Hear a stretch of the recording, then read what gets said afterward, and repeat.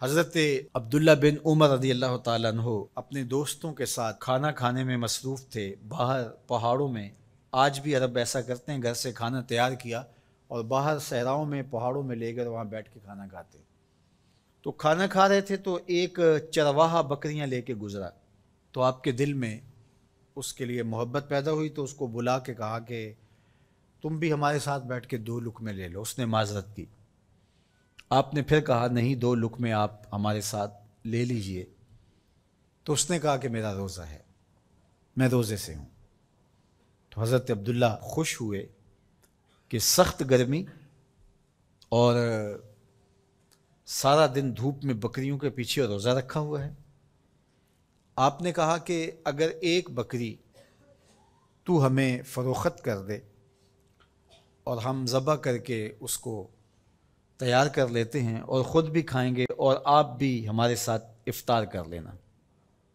اس نے کہا میں ان بکریوں کا مالک نہیں ہوں، میں چرواہا ہوں، یہ میرے آقا کی بکریاں ہیں اور میں بیچنے کا مجاز نہیں ہوں۔ بہت متاثر ہوئے عبداللہ ابن عمر رضی اللہ تعالیٰ عنہ۔ آپ نے اس کو مزید آزمانے کے لیے کہا کہ تو اپنے آقا سے کہہ دینا کہ بھیڑیا بکری اٹھا کے لے گیا تھا، تو ایک بکری ہمیں دے دے۔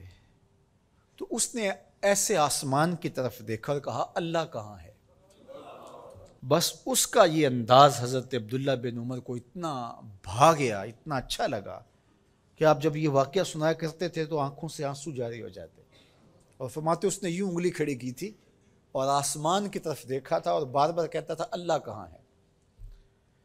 خیر آپ واپس شہر آئے، اس کے مالک کو تلاش کیا اور کہا کہ اس غلام کو اور بکریوں کو من چاہی قیمت کے ساتھ مجھے فروخت کر دو۔ اس نے بکریاں اور غلام دونوں بیچ دیے۔ آپ نے غلام کو بلایا اور کہا کہ تو آج کے بعد آزاد ہے اور یہ بکریاں بھی تیری ملک ہوئیں۔ تیرے ایک جملے نے کہ اللہ کہاں ہے تیرے لیے آزادی کا مجدہ بنا دیا اس کو، اور میں تجھے ساتھ دعا بھی دیتا ہوں اللہ تجھے جہنم کی آگ سے بھی آزاد فرما۔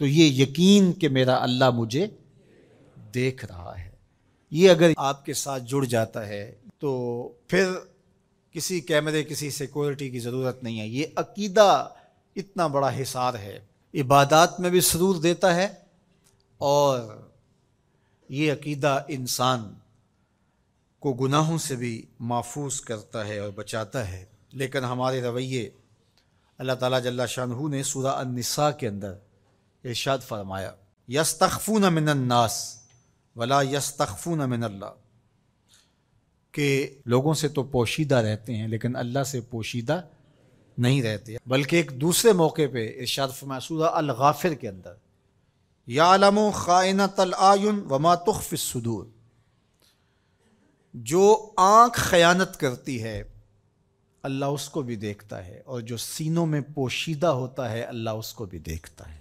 جو چیزیں سوچ میں پیدا ہوتی ہیں، جو بطور وسوسہ آتی ہیں، تمہارا رب اسے بھی دیکھ رہا ہوتا ہے۔ حضرت عمر بن عبدالعزیز رضی اللہ تعالی عنہ فرمایا کرتے تھے کہ اپنی خلوتوں کو پاک رکھو، اللہ تمہارے ظاہر کو ستھرا کر دے گا۔ جس شخص کی خلوت پاکیزہ ہوتی ہے، عفت مآب ہوتی ہے، تو اس کے چہرے پہ خاص قسم کا نور ہوتا ہے۔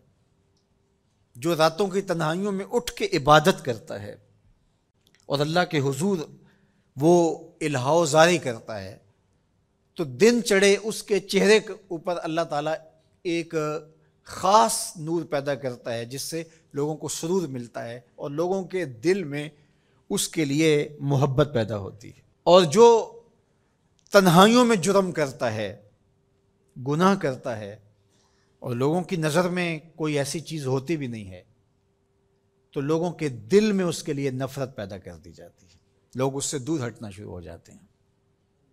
یہ دلوں کے سودے ہیں۔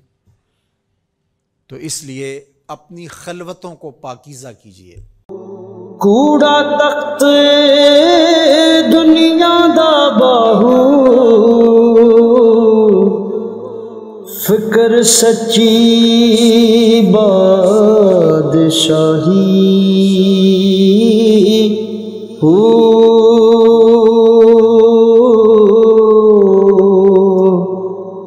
جس دل سے میں اللہ دا چمکے عشق بھی کردہ ہلے